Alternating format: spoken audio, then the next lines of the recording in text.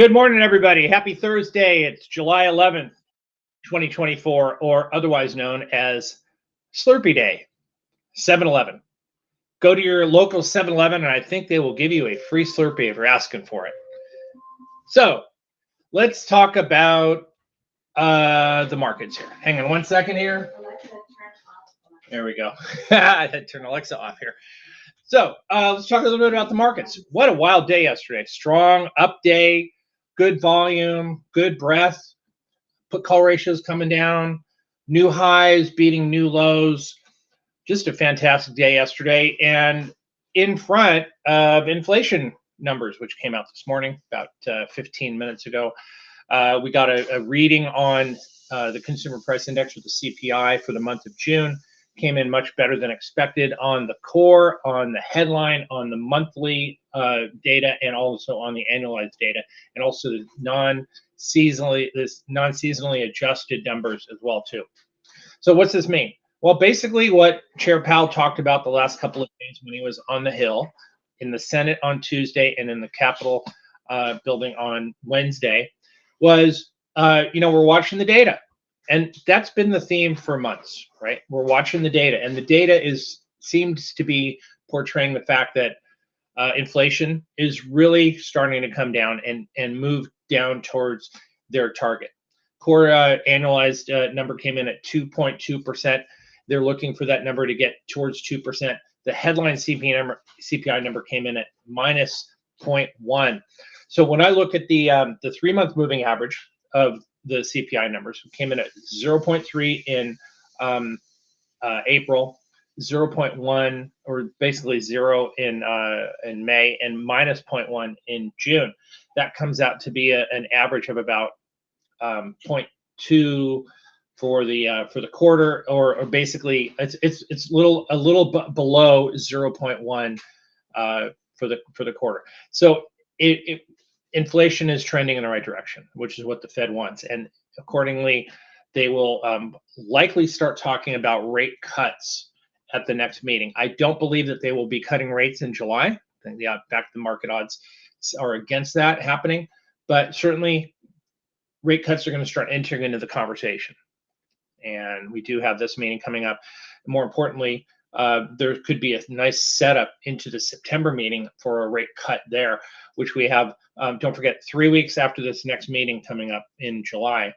We'll have the meeting minutes coming out, and then that same week will be the Jackson Hole Conference, where Chair Powell was probably going to be the headline speaker, and may drop some hints about monetary policy then in August. But of course, that is about another 6 weeks ahead of time. We're getting ahead of ourselves, so we don't really want to front run that. But certainly, the markets are doing the best they can to try and front run the monetary policy. Currently, right now, Fed funds futures looking at about 2.5 rate cuts before the end of the year. One likely in September, maybe 1.5 between November and December. So we'll see where that goes. So futures up a little bit.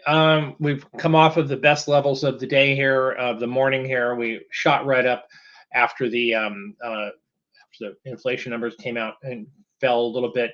I had mentioned on Twitter, on social media, and even on our chat room, that said that there wasn't much of a bid coming into this number. And of course, anybody who was short coming into the CPI number probably got roasted and toasted right when the numbers were released, because the market shot up higher. We pulled back a little bit over here. We'll see what happens. If there's a nice follow-through day from yesterday, of course, yesterday equity futures were up better than 1% across the board. The Dow, the S&P 500, the NASDAQ, except for the Russell 2000. Now, the Russell 2000 is cooking this morning, up almost 2% already this morning before the markets even open. Bonds are up, yields are down. This is very helpful for the small caps. And I think this number kind of tells you that it's kind of telegraphing where monetary policy is going, and small caps like lower interest rates. So we'll see what happens later on today. So earnings. We had a couple of earnings reports came out early this morning. Delta and Pepsi both are choking on their earnings right now. They had basically either inline guidance, or they missed a little bit. Pepsi missed on the top line a little bit, and reaffirmed their guidance for the rest of the year. Delta pretty poor. But we do have some banks coming out tomorrow morning. We have Wells Fargo, Citigroup, JP Morgan, and Bank of New York Mellon coming out tomorrow. And then next week, a few other banks coming out, Bank of America, I believe, and Morgan Stanley and Goldman Sachs. So we'll see what happens with those earnings reports next week. We also have Netflix, I believe, next week, and I think Tesla's coming out not next week, then the following week. So lots to consider here, lots to work on, of course, with the markets. You know, I want to show you, share with you a couple of charts before we break here. This is the chart that we look at from time to time. This is called the New York Stock Exchange New High, New Lows. And you could see the last time we talked about this was back in June when we had broken below zero, but then we made a stand here right at the zero line, and we've been printing higher highs on this indicator. We haven't been closing up there like we were back in the spring, but certainly trending in the right direction. But more impressive here is the NASDAQ new highs and new lows. And you can take a look at that one. We've been closing higher at the end of the day on some of these. So and remember something, how this indicator works. If you print a new high anytime during the day, it counts, even if you don't close there. So if Microsoft prints a new high but closes 2 points below that high, it still counts as a new high. All right. So this indicator is showing that there has been some strength in the NASDAQ names at the close, right? So we've been finishing up where we when these candles are solid like this to the upside, that means the market is finishing at or near the highs, and the names that are in the index here, this is the NASDAQ, are also finishing at their highs. So that's important development over here. We saw how that happened in the early part of May, a lot of those prints as well too. So we're starting to see some of that, and these are positive as well too.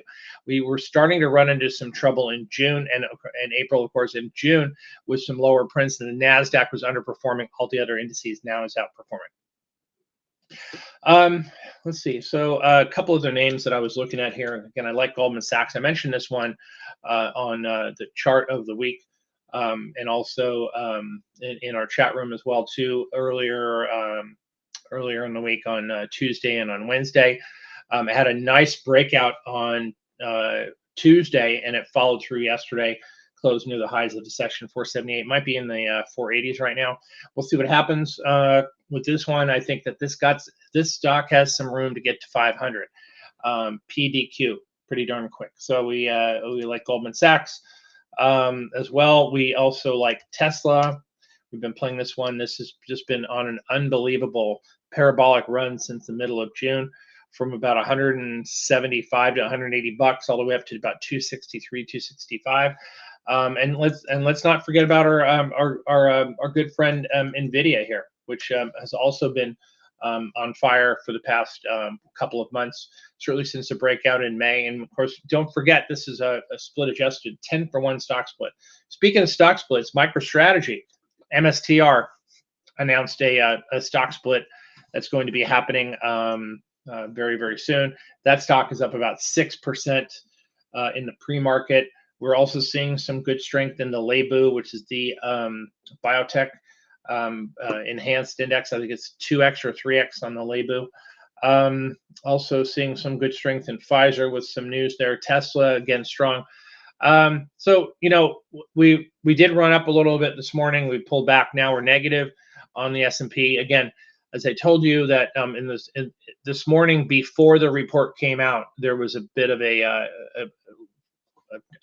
no bid in the markets here. So it's very possible that the buyers have stalled out here today, but we'll see what happens later on today. So it's always interesting. You got to see how the day plays out. 6.5 hours of trading goes by pretty quickly if you're not paying attention. So I think it's going to be it, everyone. I appreciate everyone spending a little bit of time with me. We talked a little bit about the markets, talked a little bit about the economy, inflation, the Fed, so forth. And so we have the second half of July coming up, starting next Monday.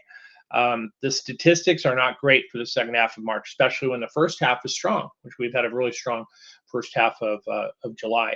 But we'll see what happens. Again, we have to see how it all plays out. Big earnings season coming up here, coming off of a strong June. Did prices get ahead of themselves? We'll soon find out. I'd say play it cautiously. Have a lot of cash. In the chat room, we've been talking about that endlessly. Booking profits, taking losers off the board, raising your cash, putting yourself in a position for the next big move, whatever that may be. All right. Have a great day, everyone. Have a great weekend. I'll see you guys all back on Monday, July 15th. And trade well, and good luck today and tomorrow. And I'll see you guys in a couple more days. Take care. Bye.